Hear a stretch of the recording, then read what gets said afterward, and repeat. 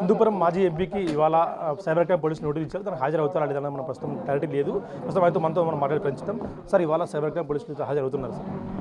ఈరోజు హాజరవుతాను. ఈరోజు వెళ్తాను ఇక్కడి నుంచి. రేపా ఎల్లుండి అనేది డిసైడ్ చేస్తాను. ఇవాళ వాళ్ళు హాజరు కమ్మని నోటీసులు ఇచ్చారు కదా, ఇవాళ ఇక్కడే మీరు ఉన్నారు. ఎంతసేపు అవుతుంది?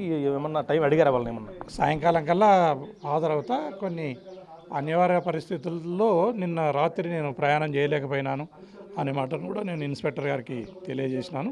బయలుదేరుతాయి.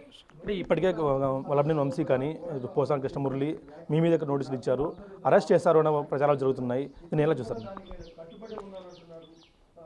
ఇప్పుడు ఈ ఏదైతే కేసులు తప్పుడు కేసులు కట్టినారో ఆ కేసులు తర్వాత అక్రమంగా అరెస్టులను మొదటి నుంచి మా పార్టీ తీవ్రంగా ఖండిస్తూనే వస్తూ ఉంది.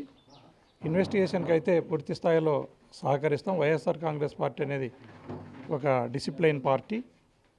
ఇందులో ఎవరు కూడా చట్టానికి అతీతంగా వ్యవహరించేకి సిద్ధంగా లేరు. ఖచ్చితంగా వితిన్ లాలోనే మసలుకుంటారు. ఖచ్చితంగా పోలీస్ ఇన్వెస్టిగేషన్కు సహకరిస్తారు. అంటే మీకు పార్టీ సపోర్ట్ ఉందంటే బయట కొన్ని వార్తలు వస్తున్నాయి, పార్టీ సపోర్ట్ లేదు అంటూ మాధవ్ కంటూ ప్రచారం జరుగుతుంది. ఏమని ఎలా చెప్తారు? ఏ రకంగా పార్టీ సపోర్ట్ ఉందే లేదా అనేది డిసైడ్ చేస్తారు, మీరు చెప్పండి.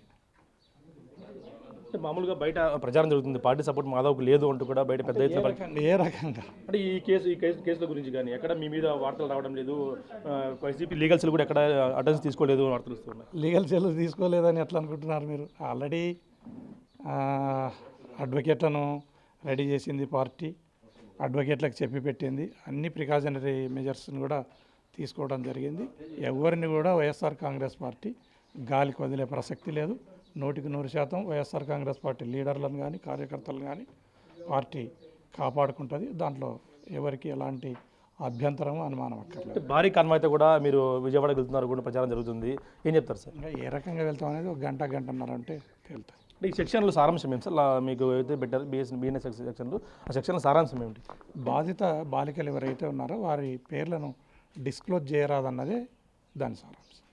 చూస్తున్నమైతే భారీ కాన్వాయ్తో కూడా మరి కాసేపట్లో ఆయన విజయవాడకు వెళ్ళే అవకాశం ఉందంటూ కూడా వార్తలు వస్తున్న నేపథ్యంలో ఆయన సిద్ధంగా ఉన్నారు. ఇప్పటికే విచారణ ఖచ్చితంగా వెళ్తాను, అక్కడ ఏం జరుగుతుందనేది కూడా పూర్తిగా మనకి తెలియాల్సి ఉంది. సాయంత్రం కథ మేము విచారణకు వెళ్ళే అవకాశం ఉంది అంటూ కూడా ఆయన చెప్తున్న పరిస్థితి ఉంది. ఇవాళ కనీసం 10 గంటల బయలుదేరితే రాత్రి సాయంత్రం 6-7 గంటల సమయానికంతా కూడా ఆయన విజయవాడకు వెళ్ళే అవకాశం ఉంది. ఇవాళ విచారణలో ఏం జరుగుతుంది అనేది కూడా మనకి పూర్తి ఆసక్తికరంగా మారిందని చెప్పే అవకాశం ఉందని చెప్తున్నారు Gorantla Madhav. Video Prasad big TV Anantapuram నుంచి.